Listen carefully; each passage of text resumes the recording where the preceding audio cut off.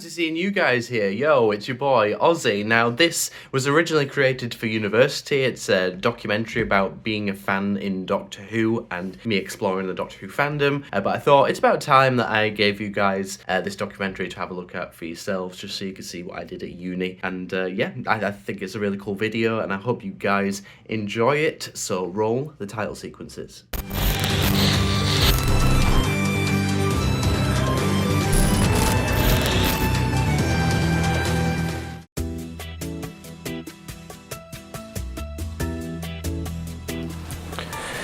Doctor Who, a franchise that's run for over 55 years.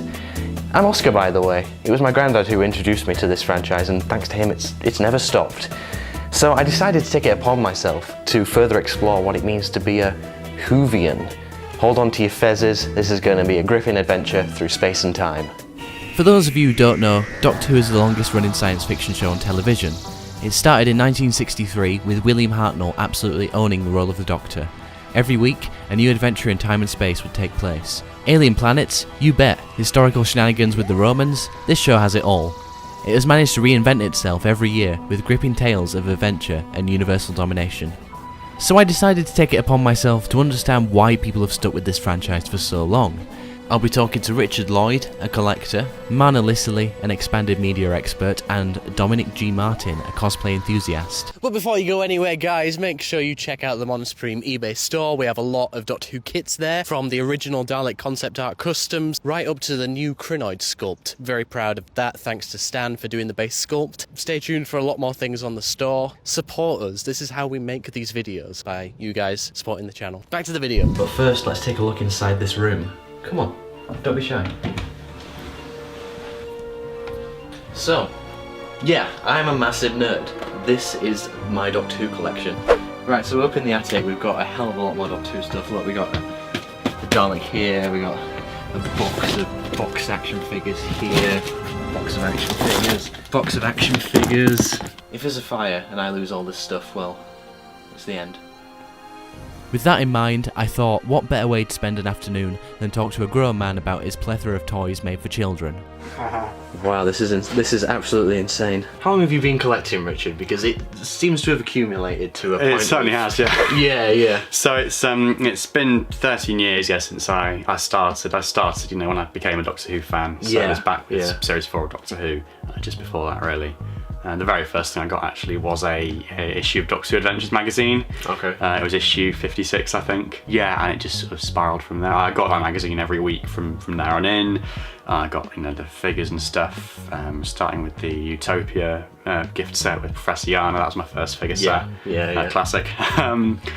And yeah, it's just continued and sort of become more of a sort of serious collecting thing, I suppose, in the last sort of few years, really. Yeah. And the thing that sets it apart from mine is that it's organised. As in, look into one section, and it's like, right, this is that. Yeah. The books are all together, the DVDs are all together. Yeah, that's it's always been fairly organised, and I've always been a fairly sort of organised person. But it's only sort of when I had this space, which I got a couple of years ago, and sort of just since then that I've properly been able to sort of categorise stuff and made a particular effort, to like have it all in here, to go and get old magazines out of the shed and have them all in one space. Is it a nostalgia thing that you still collect? Oh yeah, of course it is. Yeah. I'm not going to make any bones about that. It's all nostalgia. A lot of it. I mean, obviously I collect the new stuff as well, but a lot of it is the older stuff, from the RCD era when there was so much. Yeah. Going back and filling in the figures, the math and time cards, whatever. Yeah, I suppose it is that sort of synthesis between the old and new. You had some of it as a child, and then you kind of, as an adult, going back and filling in the gaps. And because it's all so ingrained into your mind, like all those monsters and characters and episodes and stuff. It is, I suppose, just aspiring to have that all on the shelf, and to look at it and see, a certain episode represented on the shelf with all the figures from that episode is just a a nice thing. It's just satisfying. If it, you know, this certainly has been a bit of a revelation for me, I'm not gonna lie. Seeing all this together is kind of madness. So I really enjoyed that chat with Richard. I certainly learned a lot, and especially why people collect and why people like to display things from their favourite franchise. When it comes to expanded media, how many forms does it take, and what are they all? Ooh, expanded media. Okay. So what's most promoted is the Big Finish audio dramas. Okay. There's also BBC books. There's comics. What was your first piece of expanded media? Ooh. Tough question. See if you can remember. Yeah. I mean, it was probably the comics in Doctor Who Adventures magazine. Yeah. Used to get that so much. They were fun. They didn't quite look like the characters, but they, I guess, gave more adventures. They were simpler stories. So nowadays, do you have a preference of what expanded media you consume? Yes, I have a big preference. Okay. So Big Finish audios. Yeah. That's what I love. I think what makes it, in my opinion, the strongest form of expanded media is the fact that you have the original actors and you have really talented writers as well. Yeah. And some of the sound design is very, very good. So it can very easily create the environment. So your imagination doesn't have to do that much.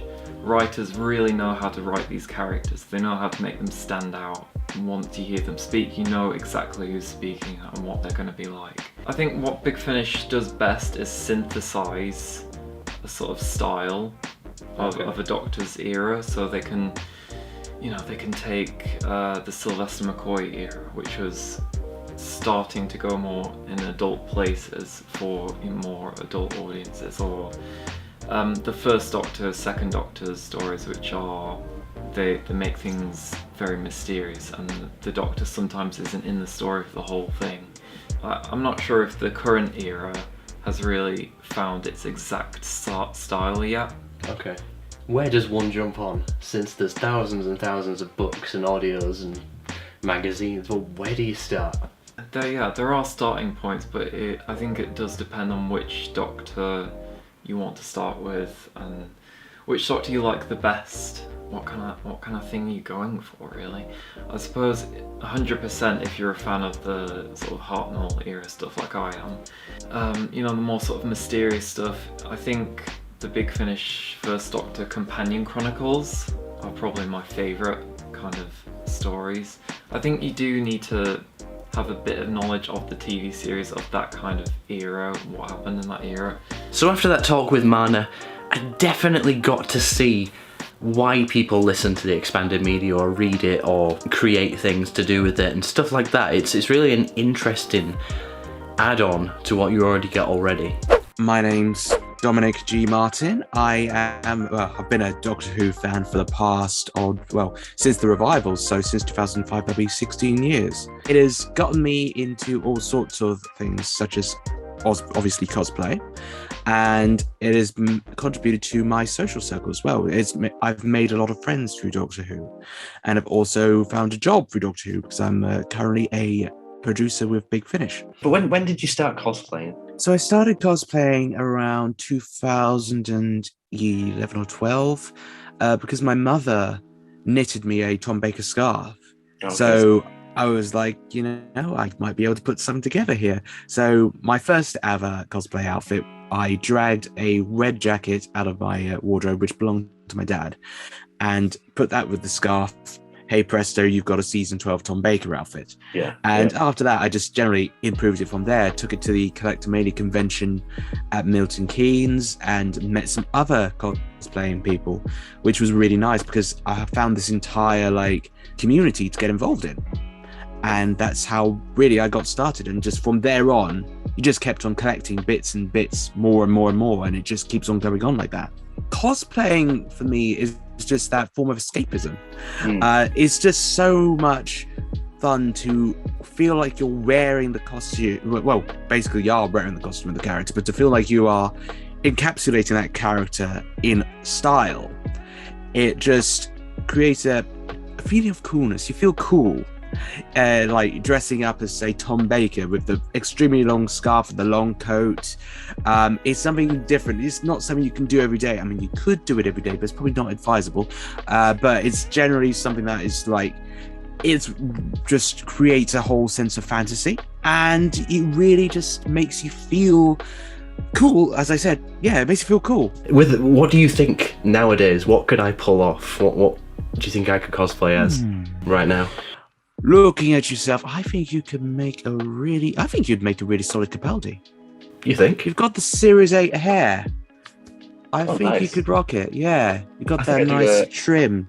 I do a decent impression, I like to think, but There we go. I'm sure you can. Well, if you combine the impression with the costume, I mean, fortunately, the Series 8 costume itself isn't too difficult. You just needed like a long navy blue coat and just a white shirt and a waistcoat. It is, fortunately, one of the easiest Doctor outfits that you can really do. Do you think you will ever stop? Can you see yourself at 80 years old still dressed up as the Doctor? I don't know about that. It depends how life takes us. I mean, you know, when you get later in life, you might find less time for it. So it's probably a case of just like take each year as it comes. I mean, like, I'm kind of busy at the moment, but I think it'll probably get to the point where I don't put any new stuff together, but I'll probably just dig out the old stuff and be like, hello, as long as I still fit into it, of course, in the future. Thank you so much to Dominic for agreeing to do this interview. It was certainly a lot of fun. It certainly brought back memories of me doing cosplays back when I was 11 years old, and I really got that sense of community and that sense of belonging which cosplayers have, which is absolutely fantastic. So thank you to everyone who took part in this little documentary. I've learned a lot, and I certainly hope that you have too. I've been Oscar, you've been awesome. Keep watching the stars. Goodbye.